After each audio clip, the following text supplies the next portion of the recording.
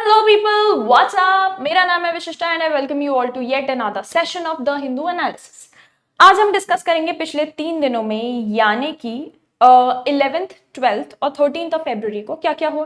So without any further delay शुरू करते हैं। और सबसे पहली न्यूज है, हमने लास्ट अगेन जो न्यूज़पेपर पढ़े थे उसी के फॉलोअप। हमने लास्ट टाइम पढ़ा था कि मणिपुर के chief minister N Biren Singh, उन्होंने अपना रेजिग्नेशन इस्तीफा जमा कर दिया था। He had gone to Delhi and वहां पे उनकी मीटिंग हुई थी होम मिनिस्टर अमित शाह जी के साथ। हालांकि मीटिंग में क्या डिस्कस हुआ था ये सब रिलीज ऑफिशियली नहीं किया गया है, पब्लिक डजंट नो, बट उस मीटिंग के बाद ही उन्होंने अपना इस्तीफा दिया। अच्छा, एक इंपॉर्टेंट चीज, चीफ मिनिस्टर अपना रेजिग्नेशन टेंडर करते हैं टू द गवर्नर, तो ऐसा नहीं है होम मिनिस्टर को देके, गवर्नर ऑफ द स्टेट को चीफ मिनिस्टर रेजिग्नेशन देते हैं, ठीक है। अच्छा, आगे इसी का फॉलोअप है कि फिलहाल so Manipur is without a chief minister, so BJP scouting for a new CM in Manipur after Biren Singh exit. N Biren Singh हम हमेशा बोलते हैं, तो एन का फुल फॉर्म भी यहाँ पे लिखा हुआ है पहली बार। एन का फुल फॉर्म है नोंग थोम्बम बीरेन सिंह। उन्होंने रिजाइन किया as the chief minister of restive Manipur. Manipur में ऑलमोस्ट 2 साल से एथनिक कम्युनिटीज के बीच में लड़ाई झगड़ा डिस्प्यूट चल रहा है। एक तरफ मीती कम्युनिटी है और एक तरफ कुकीजो कम्युनिटी है। एक कम्युनिटी हिल एरियाज में रहती है और एक कम्युनिटी वैली में रहती है। बहुत छोटी सी बात पे ये डिस्प्यूट चालू हुआ था, लेकिन ये बहुत ज्यादा एग्रेवेट होके वायलेंट टर्न्स काफी बार ले चुका है। उसी के चलते this resignation has probably been tendered, तो इनके सक्सेसर को ढूंढने की मुहिम चल रही है। इसी के चलते जो बीजेपी के इंचार्ज इन मणिपुर है मिस्टर संबित पात्रा, उन्होंने एक अलग से क्लोज डोर मीटिंग, का मतलब होता है nobody knows what was discussed in the meeting, closed door meeting arrange की थी with each MLA of the party. And 7 ऐसे एमएलए जो कुकीजो कम्युनिटी के थे उनको छोड़ के बाकी सारे एमएलए के साथ in the states capital Imphal में, मणिपुर का जो कि कैपिटल है, वो बाकी नागा पीपल्स फ्रंट करके एक वहां की लोकल पार्टी है, उनके एमएलए से भी मिले थे जो बीजेपी की अलाई है। मणिपुर की सिक्योरिटी एडवाइजर कुलदीप सिंह, उनसे भी मिले थे। And hill areas committee chairperson, उनसे भी मिले थे कि to get an idea of what kind of emotion people have right now, कि वो क्या चाहते हैं या किस तरीके से रिस्पॉन्ड कर रहे हैं, to understand all that. Neither mister Patra nor the MLAs provided details on the 1-to-1 meeting, इसलिए उसको क्लोज डोर मीटिंग कह रहे हैं, किसी ने कोई डिटेल प्रोवाइड नहीं की।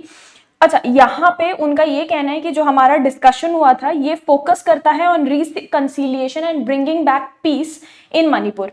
वहां के जो minister for municipal administration, housing and urban development है, उनका ये कहना था कि हम जो भी ये मीटिंग वगैरह कर रहे हैं, अल्टीमेटली हमारा इरादा टारगेट यही है कि we want to bring back peace into the region and into the state. अच्छा, उसके आगे उनका ये भी कहना था कि we accepted the decision mister Singh resignation taken by our high command, we will abide by any decision that follow. तो इसके बाद जो भी डिसीजन लिया जाएगा, अल्टीमेटली कोई नई पार्टी बनती है, कोई नए चीफ मिनिस्टर, जो चीफ मिनिस्टेरियल कैंडिडेट जो आगे बढ़ाए जाते हैं, उनको हम आंख बंद करके फॉलो भी करेंगे। Mister Khemchand is said to be one of the contenders for the chief minister's job. The others are speaker Thokchom Satyabrata, जो स्पीकर है, and public works department minister Konthoujam Govindas, जो कि एजुकेशन मिनिस्टर, और उसके बाद एजुकेशन मिनिस्टर। इसके अलावा जो एक एमएलए हैं जो पहले आईपीएस रह चुके हैं, ये सब चीफ मिनिस्टर की पोस्ट के लिए दीज आर कंटेंडर्स, ठीक है। मीनवाइल स्टेट कांग्रेस जो है, उनका ये कहना है कि वो अपोज करेंगे कोई भी इस तरीके का कदम अगर उठाया जाता है प्रेसिडेंट रूल लगाने का मणिपुर के ऊपर, या to place assembly under suspended animation. उनका ये कहना है we want a democratically elected popular government, मतलब वो चाहते हैं कि जितना जल्दी हो सके वापस से गवर्नमेंट पावर में आए, प्रेसिडेंट रूल लगा के सेंटर के कंट्रोल में चीजें ना दी जाए। एंड उनका ये कहना है कि इन द लार्जर इंटरेस्ट ये जरूरी है कि डेमोक्रेसी को रिस्टोर किया जाए इन द स्टेट। मणिपुर के एक बीजेपी लीडर, उन्होंने अपना नाम ना बताते हुए ये बोला है कि पार्टी चाहती थी कि पीस बिल्डिंग प्रोसेस को आगे लेके जाया जाए। उनका ये कहना है कि the state needs to reboot for the sake of development and security. The hunt is for someone acceptable to all communities. तो ये जो ethnic communities के बीच में लड़ाई है, ये पूरा मुद्दा ही यही है. तो ऐसा कैंडिडेट लाना बहुत जरूरी है जो सारी ही कम्युनिटीज को एक्सेप्टेबल हो, वरना वापस से इसी तरीके का कुछ देखने को मिलेगा कि chief minister will need to resign. ठीक है. नेक्स्ट इंपॉर्टेंट न्यूज, ट्रंप ने इंपोज किया है 25% tariff on steel and aluminium imports. तो हम काफी बार से पढ़ रहे थे कि ट्रंप इज कंसिडरिंग इंपोर्ट्स के ऊपर टैरिफ लगाना, एंड वही उसी के चलते काफी सारे उन्होंने एग्जीक्यूटिव ऑर्डर्स भी पास किए थे. This is one of them. So president Donald Trump has said कि यूएस जो इंपोर्ट करता है, चाहे स्टील चाहे एल्यूमिनियम, किसी भी कंट्री से, उसके ऊपर 25% टैरिफ लगाएगा सारे के सारे स्टील और एल्यूमिनियम इंपोर्ट्स के ऊपर, इंक्लूडिंग कनाडा और मेक्सिको से भी, अमंग अदर इंपोर्ट ड्यूटीज जो इस हफ्ते के एंड में वो रिलीज करेंगे. He is saying that any steel coming into United States is going to have 25% tariff. तो टैरिफ बेसिकली एक रिस्ट्रिक्टिव मेजर बोला जा सकता है. बेसिकली अगर आप मान लो कि 100 रुपए की कोई चीज है, 100 रुपए की कोई चीज है जो कंट्री ए से कंट्री बी में भेजी जा रही है, तो कंट्री बी उसको इंपोर्ट कर रही है. तो अगर कंट्री बी उसके ऊपर 25% टैरिफ लगाती है तो उसका प्राइस 125 रुपीज हो जाएगा, यानी कि वो महंगी हो जाएगी. ऑटोमेटिकली उसकी डिमांड, सेल्स, सब कुछ घट जाएगा. तो अगर टैरिफ, हाई टैरिफ अगर किसी कंट्री के इंपोर्ट्स पे लगाया जाता है तो उस कंट्री को नुकसान करता है, वो एक्सपोर्टिंग कंट्री को नुकसान करता है वो. ठीक है, उन्होंने ये बोला है. He told press persons on Sunday on Air Force One as he flew from Florida to New Orleans. जब उनको पूछा गया एल्यूमिनियम के बारे में तो उन्होंने बोला यस, एल्यूमिनियम पे भी 25% टैरिफ लगाया जाएगा. अच्छा, मिस्टर ट्रंप ने ये भी रीअफर्म किया है कि वो रेसिप्रोकल टैरिफ भी इंट्रोड्यूस करेंगे, कि मतलब जो प्रोडक्ट्स के ऊपर जो यूएस से किसी और कंट्री में जाते हैं और उसके ऊपर वो दूसरी कंट्री टैरिफ लगाती है, तो वो ही यूएस भी उस कंट्री से आने वाले प्रोडक्ट्स के ऊपर रेसिप्रोकल टैरिफ लगाएगा. तूने मेरे साथ ऐसा किया, मैं भी तेरे साथ ऐसा करूंगा, इसको बोलते हैं रेसिप्रोकल टैरिफ. ठीक है. उनका ये कहना है, if they are charging us 130% in tariff and we are charging them nothing, then it's not going to stay that way. तो रेसिप्रोकल टैरिफ भी लगाने वाले हैं. उन्होंने हालांकि ये बोलते हुए कोई डिटेल्स कुछ खास बताई नहीं है रेसिप्रोकल टैरिफ्स के ऊपर या स्टील और एल्यूमिनियम टैरिफ्स के ऊपर एग्जैक्टली, बट उन्होंने प्रीवियसली पहले बोल चुका है कि 25% इंपोर्ट टैक्सेस लगाए जाएंगे ऑन ऑल गुड्स जो कनाडा और मेक्सिको से आते हैं. 30 दिन के लिए इनको पॉज पे डाल दिया था एक हफ्ते पहले, जो हमने ऑलरेडी पढ़ा था. एट द सेम टाइम उन्होंने ये भी बोला है कि 10% ड्यूटीज लगाई जाएंगी जो सारे के सारे इंपोर्ट्स चाइना से आ रहे हैं. ठीक है. Mister Trump's comment are the latest example of his willingness to threaten and in some cases impose import tariffs. तो पहले जब उन्होंने अनाउंस किया था तो countries were not really sure कि ये सिर्फ धमकी देने के लिए बोल रहे हैं, एक्चुअली में हम इम्पोज करेंगे, but this is a follow up of his threat कि वो धीरे धीरे करके इम्पोज भी कर रहे हैं. जो टैरिफ अभी आ रहे हैं वो पिछले 4 सालों की प्रेसिडेंसी में उन्होंने जितना भी चीजें बोली थी पिछले बार जब वो प्रेसिडेंट बने थे, वो सब he is following through. Basically he is a Republican candidate. इससे पहले जो बाइडेन थी, ही वाज अ डेमोक्रेट के candidate. He has alternatively said that he sees import taxes as tools to force concessions on issues such as immigration, but also as a source of revenue. उनका ये कहना है कि भाई देखो, countries की खुद की रिस्पॉन्सिबिलिटी, जो बाय द वे इंडिया की एक्सटर्नल अफेयर्स मिनिस्ट्री का भी कहना है कि दूसरी कंट्री में आपकी कंट्री से इमिग्रेंट्स जाकर रह रहे हैं, इलीगली रह रहे हैं, तो वो आपकी रिस्पॉन्सिबिलिटी होनी चाहिए as a nation to call back your own people. अभी हाल ही में इनका मिस्टर ट्रम्प का एक और भी एग्जीक्यूटिव ऑर्डर आया था जिसमें उन्होंने बोला था, सबसे पहले in fact when he became the president, 2-3 जो ऑर्डर्स सबसे पहले उन्होंने निकाले थे उसमें से वन वाज दिस, जिसमें जो भी इलीगल इमिग्रेंट्स हैं यूएस में और सबसे ज्यादा इंडियंस और मैक्सिकन्स थे उनको डिपोर्ट किया जाएगा जितने जल्दी हो सके. और ऑलरेडी इंडिया में 1-2 प्लेन्स आ चुके हैं यूएस मिलिट्री के डिपोर्ट करते हुए. तो ट्रम्प का ये कहना है कि एक तो सबसे ज्यादा इमिग्रेंट्स जिन कंट्रीज से आते हैं उसके लिए ये एक कंसेशन भी है कि भाई तुम्हारे कंट्री के लोग हमारे घर में रह के खा रहे हैं तो हम तुमसे पैसा लेंगे, एक तरीके का ये. और दूसरा रेवेन्यू जनरेट करने का भी एक तरीका है. ठीक है. उनका ये भी कहना था कि he would also delay tariffs on the millions of small packages जो कि फास्ट फैशन फर्म्स की तरफ से आते हैं, जैसे कि तेमू, शीन, ये सब. until customs officials can figure out ways to impose them। तो उन्होंने बोला जब तक कस्टम्स ऑफिसर्स, क्योंकि सब कुछ ही चेंज करना पड़ेगा, टैरिफ अगर इंक्रीज डिक्रीज होता है तो कस्टम्स को अपना पूरा रिवैम्प करना पड़ता है प्रोसेस, तो ही सेड कि वो तब तक डिले कर देंगे जब तक कस्टम्स अपना प्रोसेस, नया प्रोसेस फिगर आउट नहीं कर लेता। अच्छा, इसके चलते साउथ कोरिया के जो एक्टिंग प्रेसिडेंट है, क्योंकि उनके साउथ कोरिया के प्रेसिडेंट के बारे में भी अपन ने पढ़ा था, he tried to impose martial law in the country, जिसके चलते उनको इम्पीच कर दिया गया, हटा दिया गया बेसिकली अपनी पोजीशन से, पॉपुलर वोट देके बाकायदा डेमोक्रेटिक प्रोसेस फॉलो किया और उसके बाद हटाया गया। तो फिलहाल उनके एक्टिंग प्रेसिडेंट है मिस्टर चोई सांगमॉक। उन्होंने मीटिंग बिठाई थी कंट्री के टॉप फॉरेन पॉलिसी ऑफिशियल्स की एंड ट्रेड ऑफिशियल्स की, ये जो डोनाल्ड ट्रंप ने प्रपोज किए हैं taxes and tariffs on steel and aluminium, इनके ऊपर डिस्कस करने के लिए। ठीक है, तो यहाँ देखें हम साउथ कोरिया के ऊपर भी काफी सारे टैरिफ और ये सब लगाए गए, और साउथ कोरिया भी काफी बड़े अमाउंट में और काफी बड़े लेवल पे एक्सपोर्ट करता है यूएस को स्टील एंड एल्यूमिनियम के products. Next, arrow India festival जो हो रहा है बेंगलुरु में हो रहा है, ये उसको बोला जा रहा है it is the Kumbh of research, ऐसा मिस्टर राजनाथ सिंह का कहना है, who is our minister of defence. तो डिफेंस मिनिस्टर राजनाथ सिंह, उन्होंने डिस्क्राइब किया है एरो इंडिया को as the Kumbh of research, as a biennial मतलब साल में 2 बार होने वाला, सॉरी 2 सालों में 1 बार होने वाला air show got underway at the air force station at Yelahanka in Bangalore. Inaugural ceremony में बोलते हुए कि ये शो का 15th एडिशन है, उनका ये कहना था कि हालांकि महाकुंभ जो होता है it is a Kumbh of introspection, air India is the Kumbh of research, while the Mahakumbh focuses on internal strength, Aero India centers on external strength, while Mahakumbh showcases the culture of India, Aero India will display the power of India। तो बहुत सारे parallels उन्होंने draw करते हुए बताया है, यहाँ पे अलग अलग aerobatic teams of Indian air force अलग अलग परफॉर्मेंस देती हुई पाई गई, और हमारे पास जितने भी एयरफोर्स के जेट्स हैं उनको भी डिस्प्लेड देम, बेसिकली जो सारे कंट्रीज आए थे उनके डेलीगेट्स आए थे, we showed them that this is the power of India. जैसे घर पे दोस्त आता है ना, तो आप नए नए बचपन में खिलौने दिखाते थे उनको सारे निकाल निकाल के कि बेटा ये भी है ये भी है, इम्प्रेस करने के लिए। इसी तरीके से एरो इंडिया में we the air force specifically is showing the might and power of India, or rather to be more specific, Indian Air Force।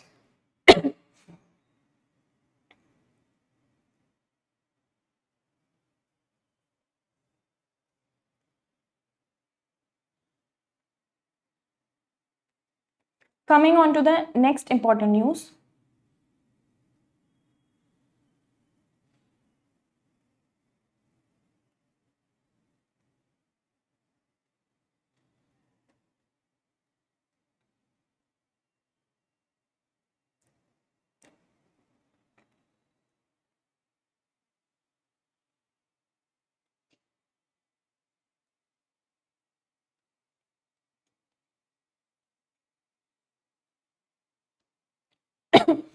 अच्छा, तिरुमला घी एडल्ट्रेशन केस जो चल रहा था उसमें सीबीआई के पास पहुंच चुका था केस, उन्होंने अभी तक 4 सप्लायर्स को अरेस्ट किया है। So the central bureau of investigation, उन्होंने 4 सप्लायर्स ऑफ प्रसादम जो वहां दिया जाता है उसमें जो इम्प्लीकेटेड थे in the alleged Tirumala temple ghee adulteration case Andhra Pradesh में, जो अक्यूज्ड है उसमें मैनेजिंग डायरेक्टर आते हैं, director of Bhole Baba organic dairy आते हैं, पिनले Jain and CEO of Shri Vaishnavi dairy private limited. इन चारों को अरेस्ट किया गया है। एक एसआईटी जिसको बेसिकली सीबीआई की जॉइंट डायरेक्टर लीड कर रहे थे मिस्टर वीरेश प्रभु, उन्होंने जो ये चारों अक्यूज्ड हैं इनको कस्टडी में लिया। इनको बेसिकली हाँ एडिशनल कोर्ट जज जो तिरुपति में है उनके सामने पेश किया गया। फिर इनको जुडिशियल कस्टडी में रिमांड कर दिया गया बाय द, जनरली ऐसे होता है, first they are given into judicial custody. Investigations ने ये रिवील किया है कि जो इन चारों के रिप्रेजेंटेटिव्स हैं इन्होंने फ्रॉड्यूलेंटली यानी कि फ्रॉड के तरीके से टेंडर को सिक्योर किया for the prasadam and in the name of AR dairy by submitting forged documents, and इसके बाद प्राइसिंग एंड सप्लाई चेन में बहुत ऊंच नीच या डिस्क्रिपेंसी देखने को मिली इन द प्रोसेसेस। ऑल्सो इसके वजह से बहुत ज्यादा शक या suspicions were raised with Vaishnavi dairy purchasing ghee at 355 पर केजी और उसको और AR डेयरी को वो 319 पर केजी पे बेच रहे थे। टीम ने और भी बहुत सारी इंफॉर्मेशन कलेक्ट की है regarding the production capacity of AR dairy, quantum of milk produce and as to why did the Vaishnavi dairy supply ghee when the AR dairy had entered into an agreement with TTD with his Tirumala Tirupati Devasthanam। ठीक है, so final जब इस case की hearing आएगी probably तब ये topic हमारे लिए इंपॉर्टेंट होगा, बट अभी it's just a follow up.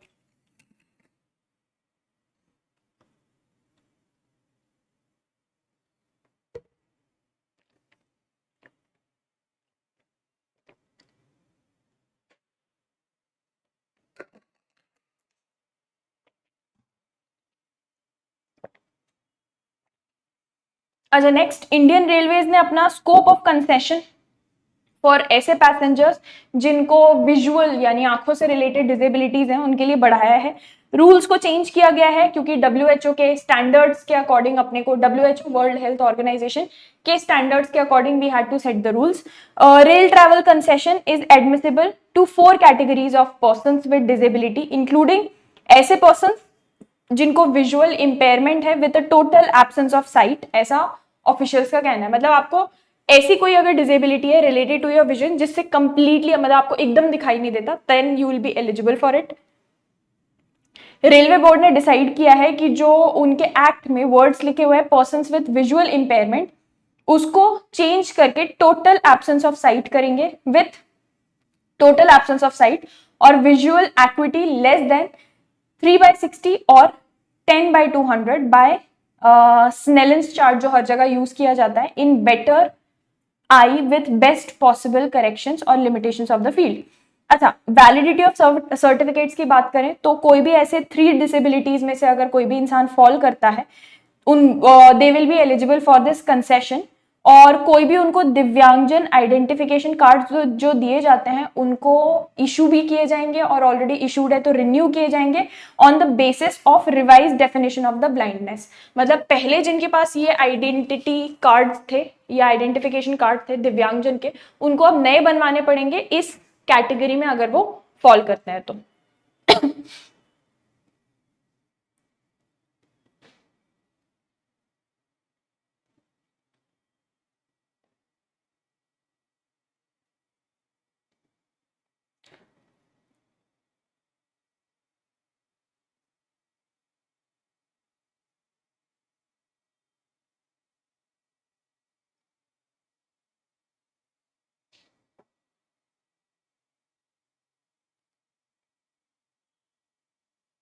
Coming on to the next important news.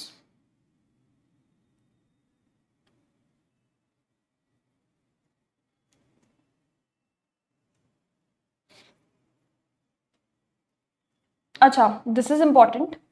LCA MK2 prototype likely to be rolled out by 2025 का end, ऐसा AMCA का कहना है, which is Advanced Medium Combat Aircraft. तो the first ever prototype of country's 5th generation fighter jet, the Advanced Medium Combat Aircraft या AMCA, इसको बोला जा रहा है कि probably by the end of 2026 या early 2027 तक वो रिलीज किया जाएगा। While the first prototype of light combat aircraft MK2 जो कि पिछले वाले के कंपैरिजन में इट इज बिगर एंड ज्यादा केपेबल है, इसको बोला जा रहा है ये इसी साल यानी 2025 के एंड तक इट विल बी रिलीज्ड। ठीक है, ऐसा officials of aeronautical development agency का कहना है। दोनों ही प्रोग्राम्स हमारी इंडियन एयरफोर्स के लिए बहुत ज्यादा इंपॉर्टेंट है क्योंकि धीरे धीरे करके हम we are moving towards modernisation and these 2 fighter jets are a step in that with force strength down to 31 fighter squadrons. The LCA MK2 is a very advanced stage. All the jigs and fixtures have been completed. The airframe is on the assembly line. We will make a rollout by year end and flying in the first quarter of 2026.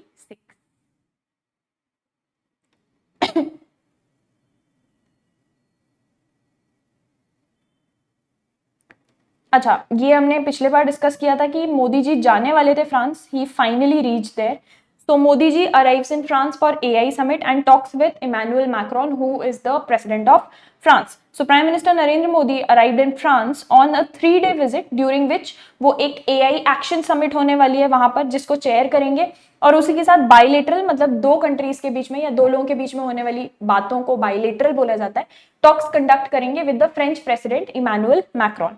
Representing the global south in Paris AI action summit, broadening consular and diplomatic ties and nuclear research, ये कुछ 3 important items है जिनके ऊपर 100% discussion होने ही वाला है। अच्छा, official statement जो इशू किया गया है इन उनके डिपार्चर इंडिया से वो निकले उससे पहले, for the two nation covering France and the US informed that he will be co chairing an AI action summit which will, जो कि पेरिस में होने वाली है ट्यूसडे को, हो चुकी है अब ऑलरेडी। जो एआई समिट है ये थर्ड हो रही है ग्लोबल इनिशिएटिव्स में, और इसके पहले यूके में हुई थी और साउथ कोरिया में हुई थी 2023 एंड 24 रिस्पेक्टिवली में। अच्छा, दूसरी इंपॉर्टेंट चीज जो ये पेरिस में समिट हो रही है, दिस विल फोकस 3-4 चीजों के ऊपर। सबसे पहले इनोवेशन, दूसरा public interest, future of work and जो भी आर्टिफिशियल इंटेलिजेंस से रिलेटेड गवर्नेंस इश्यूज हैं उनके ऊपर, ठीक है।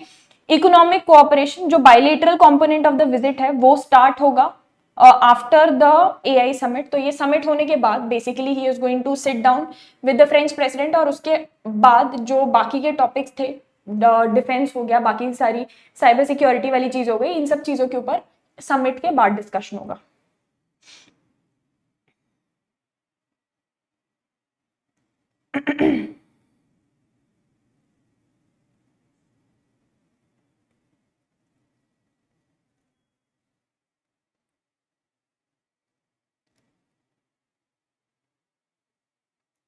अच्छा, हर साल होने वाला मैंडेटरीली, जब से मोदी जी हमारे प्राइम मिनिस्टर बने हैं, हर साल बोर्ड एग्जाम से पहले परीक्षा पे चर्चा होती है। इस बार भी वही हुआ। So prime minister Narendra Modi on Monday said it was unfortunate कि जो सोसाइटी है उन्होंने बच्चों के दिमाग में ये आइडिया एकदम भर दिया है कि अगर आपके मार्क्स अच्छे नहीं आते बोर्ड एग्जाम्स में, मतलब आपकी जिंदगी बर्बाद हो चुकी है। इससे उनके दिमाग में, छोटे छोटे बच्चे हैं, सिर्फ प्रेशर ही बढ़ा है और कुछ नहीं हुआ है। इसके अलावा उन्होंने काफी सारी और चीजों पे भी कमेंट्स किया, जैसे उन्होंने बोला कि नर्सरी, सुंदर नर्सरी के जो बच्चे हैं उनको एड्रेस करते हुए during Pariksha Pe Charcha, referring to how a batsman would concentrate solely on the ball during cricket match. उन्हें ये बोला कि एक्सटर्नल प्रेशर, बाहर का प्रेशर मत लो, उसके बारे में मत सोचो। जैसे कोई बैट्समैन सिर्फ बॉल के ऊपर फोकस करता है, आपका पूरा का पूरा फोकस सिर्फ एग्जाम के लिए प्रिपेयर करने पे होना चाहिए and nothing else.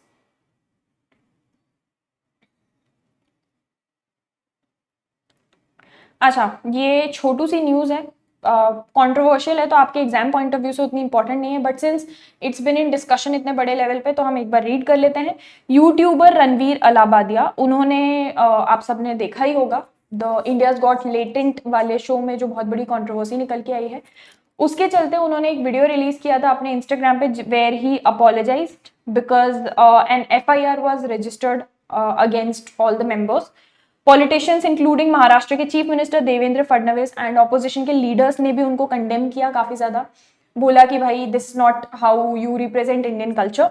The 31-year-old social media influencer who has lakhs of followers, उन्होंने रिमार्क ये किया, जो जिस पे कंट्रोवर्सी उमड़ कर आई है, ये इंडियाज गॉट लेटेंट पे किया था, which is Samay Raina show. So complaint officially register हुई थी against him and social media influencer Apoorva Makhija and mister Raina and बाकी जो ऑर्गेनाइजर्स ऑफ द शो हैं उनके अगेंस्ट। अच्छा, coming on to the next important news.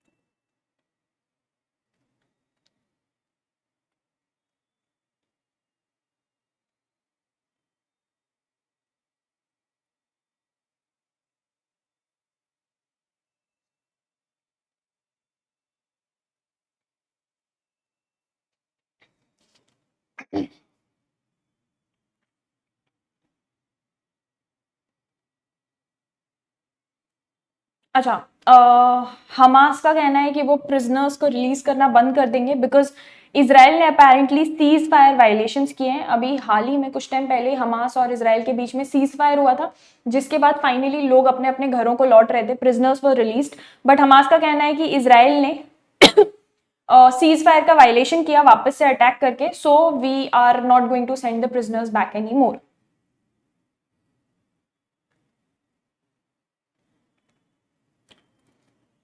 Coming on to the next newspaper,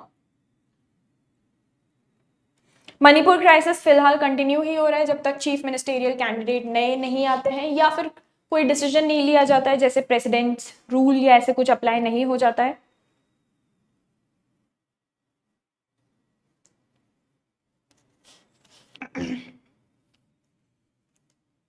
अच्छा, AI summit जिसके बारे में हमने पिछले बार डिस्कस किया था, that is finally happening and history show करती है कि technology won't cause job loss, ऐसा प्राइम मिनिस्टर का कहना है। तो गवर्नेंस फ्रेमवर्क जो भी आर्टिफिशियल इंटेलिजेंस आ रहा है उससे काफी लोग घबरा रहे हैं कि भाई ऑलरेडी इतने जॉब्स खासतौर पे इंजीनियर्स के ले चुका है, अब और कितना। तो उससे रिलेटेड लॉज क्या बनने चाहिए, किस तरीके से उनको गवर्न रेगुलेट करना चाहिए, उस चीज के ऊपर बातचीत हुई थी। उनका ये कहना है कि governance frameworks on artificial intelligence are not just about managing risk and rivalries but also कि उन्होंने ये बोला कि भाई एक कलेक्टिव एक्शन या अप्रोच लेने की जरूरत है, अपने को उसको रेगुलेट या उसको कर्व नहीं करना है। We just need to set standards for AI जिससे सबका फायदा हो। ठीक है, जरूरी नहीं है उसको नेगेटिव वे में ही लिया जाए, we can even have positives out of it. Mister Modi also acknowledge the fear of wide spread job losses from AI, but उन्होंने ये भी बोला कि हिस्ट्री ने ये दिखाया है कि कभी भी काम कभी ऐसे गायब नहीं हो गया है जस्ट बिकॉज कोई नई टेक्नोलॉजी आ गई है, और नए तरीके के जॉब्स आते ही रहेंगे। That basically introduction of AI is just a change and changes आते ही रहे, उसकी वजह से कोई जॉब्स ऐसे चली नहीं जाती बल्कि नई जॉब्स और इमर्ज करके आती है। ठीक है, reskilling workforce was important to prepare for the changes AI would bring. उनने ये बोला है which is I think true as well कि भाई जो वर्कफोर्स है, जो ऑलरेडी काम कर रहे हैं लोग, उनको सिखानी पड़ेंगी बहुत सारी चीजें ताकि वो एआई को यूज कर सके अपने बेनिफिट के लिए। That is important but it does not mean it's going to take away from their work, जिसके लिए उन्होंने बोला कि बहुत ज्यादा इंपॉर्टेंट है हम एक दूसरे के ऊपर डिपेंड करें, डीप इंटरडिपेंडेंस अक्रॉस बॉर्डर्स। पूरे दुनिया में सारी कंट्रीज का इन्वॉल्व होना और साथ में मिलकर इस चीज पे काम करना जरूरी है। तो ये पेरिस में जो एआई समिट हो रही थी उसमें ही ये पूरा एड्रेस उन्होंने किया है। He was leading the summit, so this is what he had said.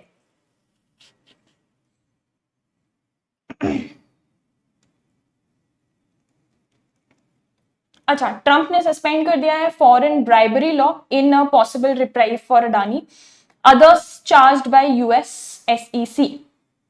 So US के प्रेसिडेंट डोनाल्ड ट्रंप ने मंडे को साइन किया है अनदर एग्जीक्यूटिव ऑर्डर जिसमें फॉरेन करप्ट प्रैक्टिसेस एक्ट एफसीपीए, जिसके अंडर अडानी को चार्ज किया गया था हाल ही में ऑफ 1977, 180 डेज के लिए उसको सस्पेंड कर दिया है अंटिल अटॉर्नी जनरल एक इस लेजिस्लेशन का या इस लॉ का एक बार रिव्यू नहीं कर लेते। ये जो कदम उठाया गया है it may come as a reprieve, reprieve मतलब राहत, to the conglomerate Adani group, its billionaire founder Gautam Adani and other executives, जो कि नवंबर में उनके ऊपर चार्जेस लगाए गए थे by the US securities and exchange commission SEC and US attorneys office for eastern district of New York. तो जब 180 डेज तक सस्पेंड कर दी गई, उसके बाद नई गाइडलाइंस प्रॉब्ली इंट्रोड्यूस की जाएंगी with a lot of changes. तो प्रॉबेबली 180 डेज के बाद पता चलेगा कि एक्चुअली में this is just a reprieve या राहत है ये completely, but for now it is a huge reprieve, at least it has been delayed.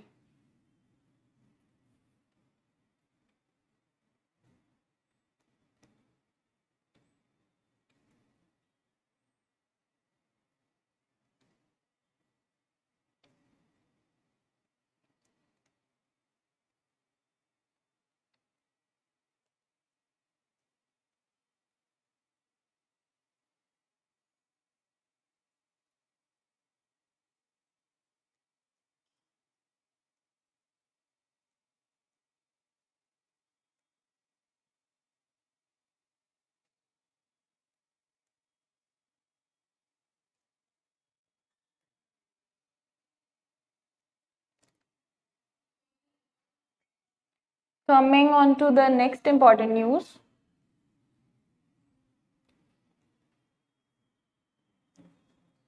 अच्छा, दिस इज इंपॉर्टेंट। रशिया ने ऑफर किया है that they are going to partner with India for joint production of SU या Su-57 fighter jets.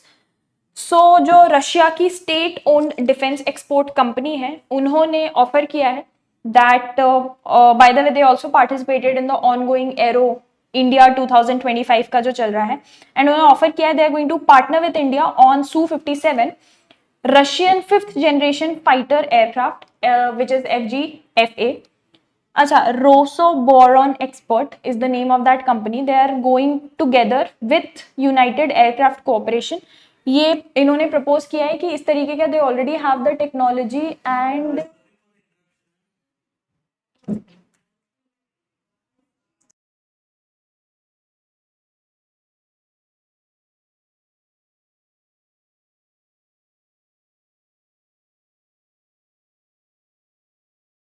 guys, just give me a second. I'm maximizing the screen. Just give me a second, okay?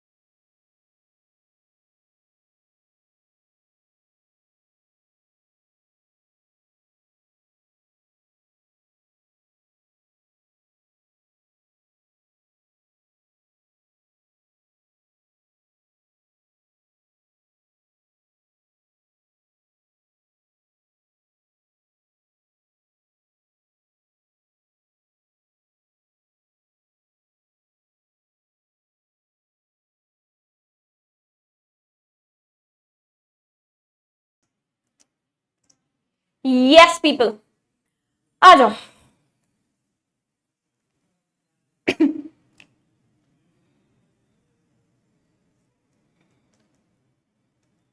अच्छा, next important news अगर अपन देखें,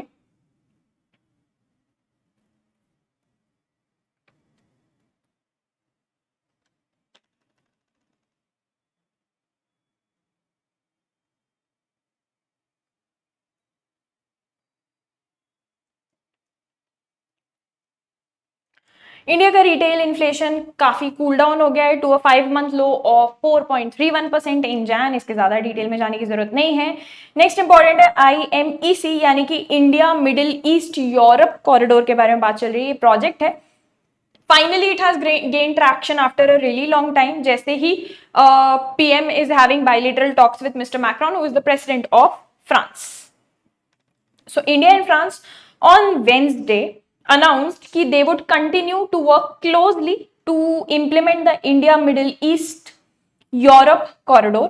जो project है ये इसने propose किया है to connect India to Europe through sea as well as land. It's a huge project. ये डिस्कशन काफी टाइम से चल रहा है इस प्रोजेक्ट पे, और अभी फिलहाल जो प्राइम मिनिस्टर गए हुए हैं वहां पर भी ये डिस्कशन हुआ on his 2-day visit, where he spoke at the Paris AI action summit and held talks with president Emmanuel Macron. दोनों ही लीडर्स ने बोला कि इसको रीलॉन्च करेंगे.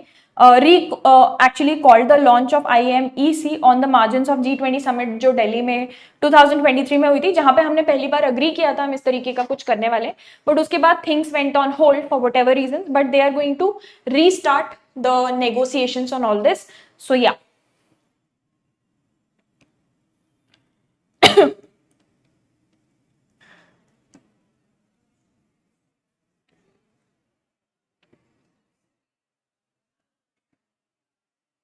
Coming on to the next important news, सीधे आ जाइए on world news.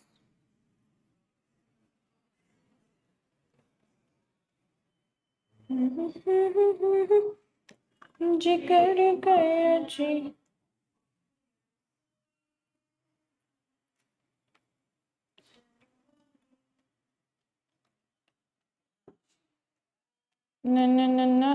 Right here. तो यूएन की नई रिपोर्ट्स आई हैं एंड उसमें ये रिलीज किया गया है कि there has been a huge violation of rights under both Hasina and interim government. So Sheikh Hasina, who was the ex previously prime minister of Bangladesh, उनके अगेंस्ट यूएन ने हाल ही में रिपोर्ट्स रिलीज की है जिसमें ये पाया गया है कि बांग्लादेश की ये जो पूरी स्टेट मशीनरी में फेलियर हुआ है, this has actually been because of her and her government as well as अभी जो इंटरिम गवर्नमेंट है बांग्लादेश में, they are also not completely fault free, even they are responsible.